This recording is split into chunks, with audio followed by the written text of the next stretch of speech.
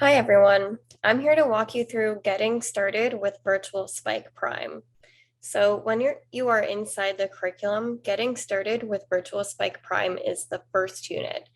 And for now, I'm going to show you this programming with Virtual Spike Prime page. So this section covers the difference between the physical robot and the virtual robot. So it mentions that just like physical, the virtual robot may perform differently depending on the surface friction and speed that you set it to. And one of the good things about the virtual robot is that you don't have to worry about configuring different components like sensors and motors. It will already have the correct configuration set so that you can successfully complete each task. A really helpful feature that CS2N has for virtual activities is that all of your progress is automatically saved. So if you make a program inside any of the virtual activities, it will be saved and will still be there even if you sign out or close your web browser. You'll notice different toolboxes in some of the virtual activities. So all of the units have a different toolbox that consists of blocks that you need just for that section. So for example, the robot movement unit will only have movement commands. So you won't find any sensor blocks or control blocks in that toolbox because we just haven't learned that stuff yet. And this here just shows you that after running a program, if it was done right, you will get a pop-up that says, nice job. But if there was an error, it will say, oh no, and ask you to try again.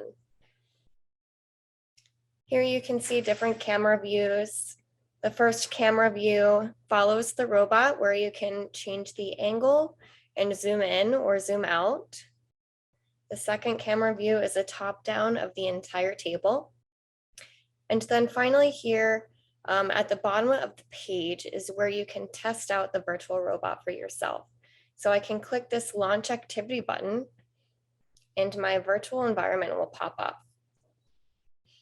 So you can see that on my left side, I have a whole block palette. We call these the toolboxes.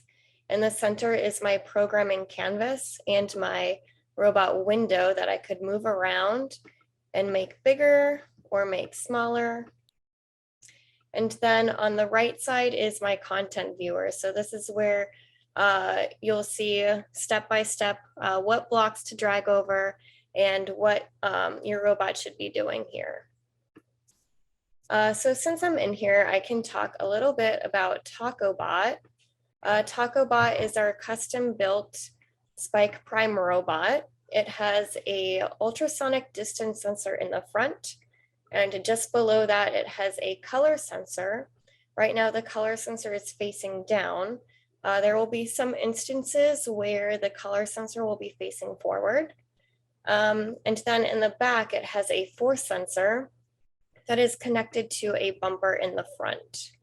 So the arm of the robot lays on the front of the robot, but is actually connected to a motor in the back that is connected by an arm linkage.